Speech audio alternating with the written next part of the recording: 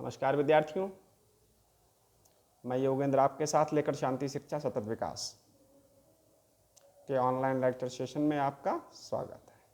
विद्यार्थियों, जैसा कि हम आप सभी परिचित हैं कि हम शांति शिक्षा एवं सतत विकास के अंतर्गत तनाव प्रबंधन पर चर्चा कर रहे हैं। तनाव प्रबंधन में हमने अब तक मनोवैज्ञानिक एवं शैक्षिक सुझावों पर नज़र डाली हुई है कि तनाव किस प्रकार का होता है, उससे कैसे बचा जाना चाहिए, इससे बचना क्यों अनिवार्य है। इस तरह के प्रकरणों को हमने अभी तक अध्ययन किया है। आज हम इसी तरह के एक नए रास्ते पर बढ़ रहे हैं। तनाव प्रबंधन के अंतर्गत हम आज अष्टांग योग की चर्चा करेंगे। योग भारतीय संस्कृति की एक उत्कृष्ट धरोहर और अपने आप में एक अनूठा आविष्कार है। यहाँ पर यह बताना भी समीचीन होगा कि योग दर्शन के प्रतिपादक महर्षि पतंजलि के अनुसार योग का अर्थ ही है योगश्चित्त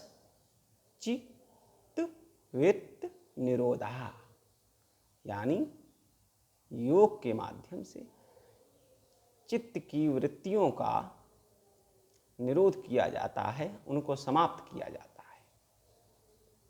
विद्यार्थियों, यहाँ ये ध्यान देना जरूरी है कि महर्षि पतंजलि ने जिस तरह से योग का समर्थन किया है, यही समर्थन हमें गीता में भी देखने को मिलता है, जहाँ वासुदेव श्री कृष्ण कहते हैं कि योग कर्मसु कौशलम, अर्थात कर्मों में कुशलता योग है। यहाँ हम जिस संदर्भ की बात कर रहे हैं, तनाव प्रबंधन की बात कर रहे हैं, उस संदर्भ में आज अष्टांग योग पर संक्षिप्त दृष्टि डालेंगे कि अष्टांग योग अर्थात जिसके 8 स्तर हैं, या कहिए इसके 8 सोपान हैं, जो क्रमशः समाधि की उच्चता की ओर ले जाते हैं। यम, नियम, आसन, प्राणायाम, प्रत्याहार, धारणा, ध्यान, समाधि। यम, नियम, आसन, प्राणायाम, प्रत्याहार, ये 5 सोपान, 5 स्तर बहिरंग कहलाते हैं, यानी बाहरी कहलाते हैं, व्यवहारिक कहलाते हैं, और जिसकी आवश्यकता प्रत्येक व्यक्ति को होनी चाहिए। और जो अंतिम 3 हैं, धारणा, ध्यान, समाधि, यह आंतरिक कहलाते हैं। इनकी आवश्यकता योगी, वैज्ञानिक, दार्शनिक, चिंतक को होती है, आध्यात्मिकता के उच्च स्तर पर पहुंचने वाले को होती है। यहाँ हम तनाव प्रबंधन के संदर्भ में चर्चा कर रहे हैं, अष्टांग योग की चर्चा कर रहे हैं, और यह अष्टांग योग हमारे कंटेन तनाव प्रबंधन विषय वस्तु के अंतिम पार्ट में है, अंतिम भाग में है। जब हम अष्टांग योग पूरा कर लेंगे तब हमारा तनाव प्रबंधन भी कंप्लीट हो जाएगा। तो जिसमें सबसे पहले अष्टांग योग में आया यम। यम क्या है? मन, वचन, कर्म, मन, वचन, कर्म में एकात्मकता यानी इन तीनों में एकता, साम्यता, संयम, यम है कि जो हमारे मन ने विचार किया वही हमने कहा और वही हमने किया। ये मंच पर लोगों के बीच में नैतिकता के बड़े बड़े पाठ पढ़ना और बाद में धनुगाही करना, शोषण करना, बेवकूफ़ बनाना, टेबल के नीचे आना, यह नहीं। मन वचन कर्म की एकात्मकता यम है। अष्टांग योग का यह पहला चरण है।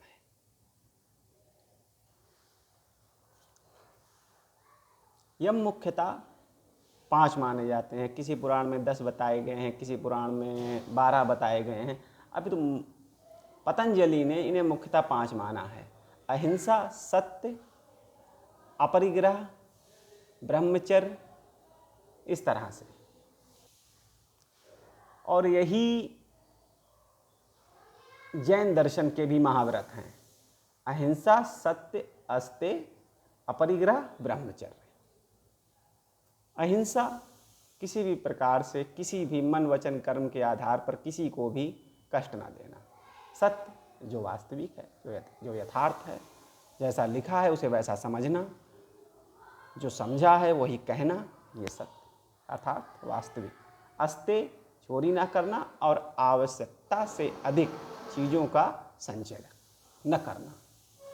ब्रह्मचर्य ज्ञानेंद्रियों जननेंद्रियों पर नियंत्रण रखना, उन्हें मन के वश में रखना। और अपरिग्रह से तात्पर्य अनावश्यक आसक्ति न रखना। विद्यार्थियों, इस तरह से यम का नियम अहिंसा, सत्य, अस्तेय, अपरिग्रह, ब्रह्मचर्य जैसे वचनों का पालन करने में यम की पूर्णता होती है। इसके बाद नियम। नियम से तात्पर्य हर सामाजिक संस्था के कुछ ना कुछ नियम होते हैं जिनको आचार कहा जाता है, जिनको आचरण में लाया जाना जरूरी है। इस प्रकार के ऐसे आचरण को पालन करना जो कि समाज सम्मत हो, समाज के प्रत्येक व्यक्ति के लिए जिसमें एकात्मकता हो, इस प्रकार के आचरण को नियम कहा जाता है कि ये नियम है, इसके अनुसार हमें जीवन जीना है, हमें सामाजिक नियमों का पालन करना है। अष्टांग योग में तीसरा स्तर आसन। आसन ऐसी स्थिति कि जिसमें बिना थके देर तक काम करने का अभ्यास। जब हम थकेंगे नहीं तो तनावग्रस्त भी नहीं होंगे। बैठने, उठने, बोलने, चलने, सोने, जागने की वह स्थितियां जो कि कम से कम थकावट करती हैं, व्यक्ति में सदाचार का बीज बोती हैं, व्यक्ति को समाज सम्मत बनाती हैं, ऐसी स्थितियां आसन कहलाती हैं। और जब हम आसन जैसे नियमों का पालन करते हैं तब हमारी कई समस्याएं स्वाभाविक रूप से हल होती। यम, नियम, आसन। अगला विद्यार्थियों प्राणायाम। प्राणायाम प्राणायाम से तात्पर्य ऐसी श्वसन की ऐसी प्रक्रिया जिससे मन और वचन में दृढ़ता का विकास होता है। इस प्रक्रिया के 3 अंग हैं: पूरक, रेचक, पूरक, कुंभक और रेचक। सांस को अंदर खींचना पूरक है, कुंभक उसे रोकना और रेचक श्वास को धीरे धीरे छोड़ना। श्वास की ये प्रक्रिया, श्वास को नियंत्रित करने की प्रक्रिया जिससे शरीर और हृदय मजबूत होता है, यह प्रक्रिया संपूर्ण रूप से प्राणायाम कहलाती है। विद्यार्थियों, इससे आगे हम प्रत्याहार, धारणा, ध्यान, समाधि का अध्ययन करेंगे। धन्यवाद विद्यार्थी, बहुत बहुत धन्यवाद, शुक्रिया।